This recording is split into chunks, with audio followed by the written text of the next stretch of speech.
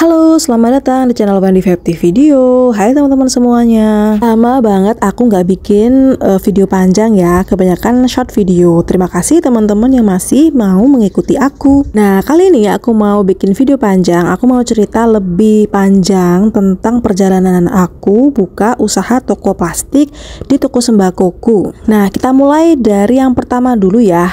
Alasan aku kenapa mulai usaha toko plastik.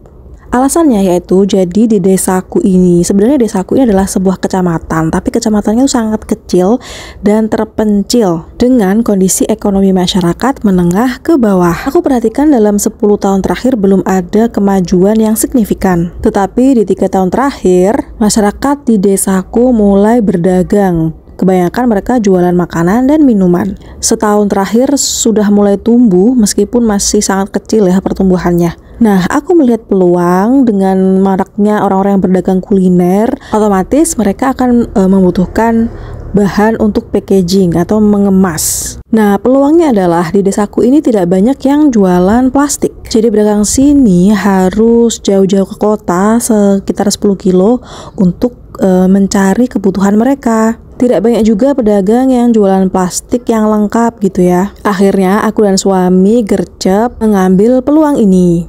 Selain itu, dagang plastik itu juga nggak rugi ya. Pertama karena mereka ini kan awet, nggak ada expirednya.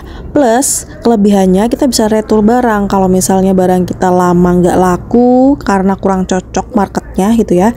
Nah, aku bisa tukar ke barang lain yang banyak dibeli atau banyak diminati oleh pembeliku. Nah, sekarang kita lanjut ke pembahasan yang kedua. Berapa sih modal awal aku buka toko plastik ini? Modal awal aku memulainya yaitu sebesar 5 juta. Itu aku belanjain rak 2.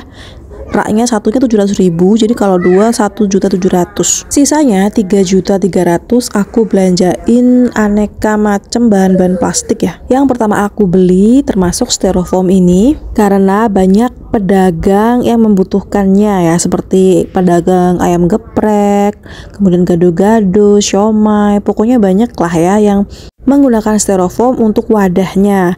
Nah, setelah itu aku juga beli kresek yang ukuran paling kecil, sedang, dan besar. Nah, kresek sendiri tuh banyak sekali mereknya. Setiap merek juga kualitasnya atau ketebalannya tuh beda-beda. Aku asumsikan atau aku pilih merek yang aman aja, nggak terlalu tebal, nggak terlalu tipis. Nah, nanti kalau sudah ada pembeli, mereka akan minta kresek yang jenis ini atau kresek yang merek ini ya. Nah, itu nanti kita baru belanjain. Nah, selain kresek aku juga beli cup. Ini ada beberapa ukuran ya, ada ukuran 12, 14, 16, 18, dan 22. Semua aku beli. Dan tahu nggak teman-teman, aku awal itu cuma beli 2 biji setiap ukurannya. Jadi ukuran 12 aku beli 2 biji, ukuran 14 2 biji, 16 2 biji, seterusnya. Karena mini modal ya. Dan sama seperti kresek, cup ini juga sifatnya selera pelanggan ya. Aku awalnya itu beli yang merek tertentu. Nah, nanti pelanggan kita akan datang kasih tahu kita beli yang merek ini gitu. Nanti kita sediakan selanjutnya. Untuk awal itu nggak perlu kita beli tuh banyak-banyak atau lengkap-lengkap karena kita nggak tahu market kita atau masyarakat sekitar kebutuhannya apa. Jadi kita sediakan dulu aja sedikit, nanti kalau ada permintaan barulah kita sediakan sesuai permintaan pembeli. Selain itu aku juga beli kotak nasi. Nah, kotak nasi ini ada 2 macam ya, ada yang coklat, ada yang putih. Nah, itu aku beli dua-duanya dan ukurannya juga setiap ukuran aku beli. Ada yang R3 ya, R5, R10, R8, pokoknya semua ukuran aku beli satu-satu.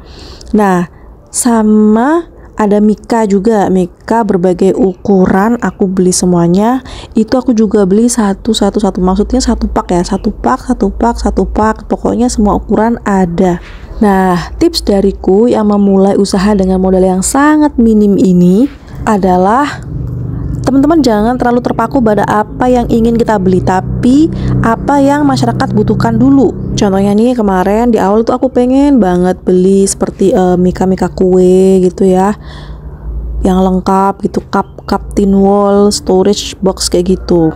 Tapi karena aku berpikir yang paling penting di awal usaha itu adalah bagaimana cepat berputar, maka aku harus mempertimbangkan, memperhatikan masyarakat sekitar tuh butuhnya apa sih. Oh, ada pedagang ini, kita harus tahu ya, kita harus mengobservasi di sekitar kita tuh kebanyakan ada pedagang apa ya. Nah, karena di sekitarku tuh banyaknya pedagang es kayak gitu, pedagang jus, terus makanan seperti ayam geprek ya, pisang goreng yang membutuhkan seperti styrofoam, kresek, tusuk sate, tusuk bakso, cup, nah sedotan kayak gitu ya. Nah, akhirnya aku mengutamakan itu dulu di awal pembelianku.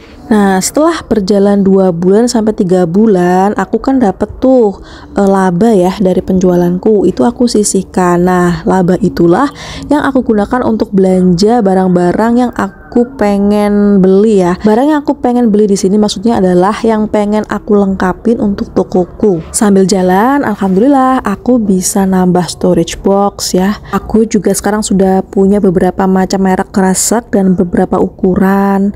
Cup juga beberapa merek ada.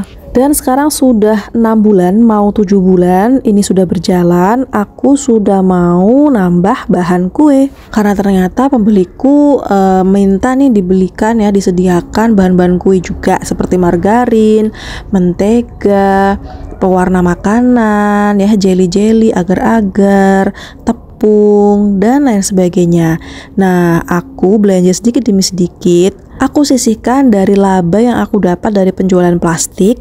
Selain itu aku juga nambah modal dari gajiku tiap bulan ya, karena suami dan aku kan bekerja.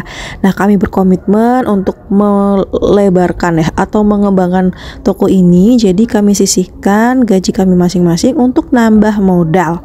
Aku harap lewat video ini teman-teman bisa mendapatkan insight ya, bagaimana memulai usaha dengan modal yang kecil, lambat laun dikelola dengan sabar dan konsisten. Nah, yang paling penting juga nih, kita sebagai pedagang toko sembako adalah diversifikasi produk, atau kita harus menjual berbagai macam barang di toko kita untuk mendapatkan penghasilan yang bertambah. Jadi kita tidak hanya menjual satu jenis produk saja, misal toko sembako cuma jual sembako. Nah, kita harus lengkapi, kita diversifikasikan dengan yang lainnya seperti kasih plastik, kasih snack yang banyak, kasih kosmetik, bisa sambil jualan pulsa dan lain sebagainya. Nah, seperti kita juga ya sambil ngonten itu bisa banget ya.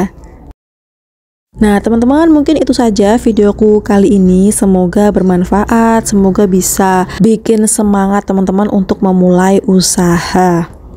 Oke, terima kasih sudah menonton videoku sampai selesai. Jangan lupa untuk selalu dukung channelku ya teman-teman. Sampai jumpa di videoku selanjutnya. Bye-bye.